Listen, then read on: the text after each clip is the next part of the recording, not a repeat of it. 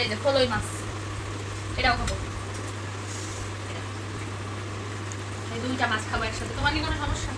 সংসার যেহেতু শুরু করেছি, সংসারের সব দায়িত্বটাকে নিজের হাতে নিতে চাই, সব কষ্ট দুজনের সাথে ভাগাভাগি করে নিতে চাই, নিজের স্বপ্নগুলোকে একটু একটু করে সাজাতে চাই। তো হ্যালো বন্ধুরা, কেমন আছেন সবাই? আশা করছি সবাই খুব ভালো আছেন। তো যেহেতু সে অনেক ব্যস্ততার ভিতরে সময় পার করছে, এই জন্য সংসারে বাজার করার মতো ঠিকঠাক সময় সে পাচ্ছে না।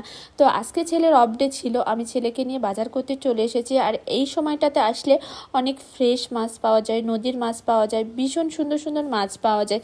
তো ভাবছি কোনটা মাছ কিনবো, সব মাছগুলো কিনে বাসায় নিয়ে যেয়ে তারপর আপনাদের সাথে শেয়ার করছি।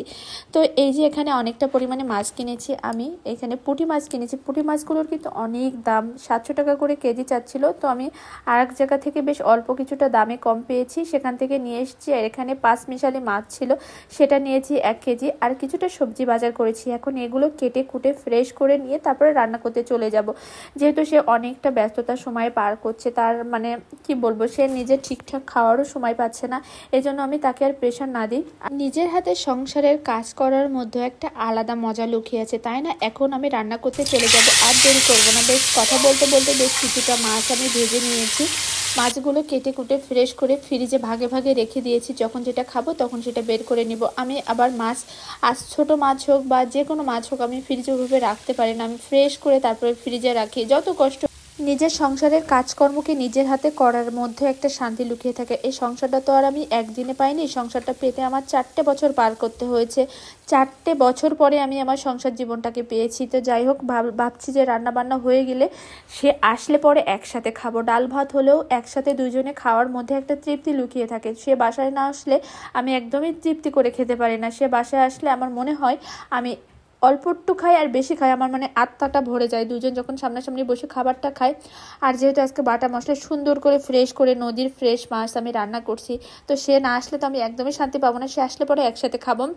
তো ভাবছি বড় মাছটা আমি খাবো, এটা মনে মনে টার্গেট করছি। কিন্তু কখনো কি সেটা হয়? ভিডিওর মাধ্যমে কত কিছু তো আমরা দেখাই, কিন্তু ভিডিও আর বাস্তব জীবন কখনো মেলালে একদমই এক পাওয়া যাবে না। ভিডিওর জীবন জাস্ট আমরা যতটুকু দেখাই, 4 মিনিট, 2 মিনিট, 3 মিনিট, এটার ভিতরে সীমাবদ্ধ থাকে। কিন্তু বাস্তব জীবন সম্পূর্ণ তার ভিন্ন। ভিডিওর সাথে কখনো বাস্তব জীবনের মিল খুঁজতে চাইলে কেউ পাবে না, কেউ পাবে না। যাই হোক, রান্না শেষ আমার। এটা খাবো, আর একটা আছে আমার পছন্দের, এই যে ফলই মাছ, এটাও খাবো। এই দুইটা মাছ খাবো একসাথে। তোমার কি কোনো সমস্যা? হ্যাঁ না, আমার কি সমস্যা? তুমি খাবা তোমার মুখ দিয়ে। তোমার কি জলে? না, জলে জলে। তরকারির পাকারটা দেখো, কাঁচা লঙ্কা, সরিষা, জিরা, একদম বাটা শিলে বেটে রান্না করছি। তোমাকে দিই, তোমাকে ছোট মাছ দেবো। তুমি তো বড় মাছ খাও না, না বলো? না, আমার মুখে রুচি নেই, আমি জানি। তুমি খাইতে পারতেছো না, কয়দিন ধরে কি একটা হয়েছে, তোমার রুচি নেই। এই আর দেবো, এটাও হবে নাকি? অর্ধেকটা উঠে অর্ধেক দাও, অর্ধেক। আসলে তোমার মনে খাতে পারবো না, অর্ধেকটাই খাও তুমি। ভাঙবো কি করে? অর্ধেকটাই খাও, তুমি জানি তুমি খাতে পারবো না। তা শুরু করো, আর দেরি করে না তুমি। ঠিক আছে, খাও তুমি।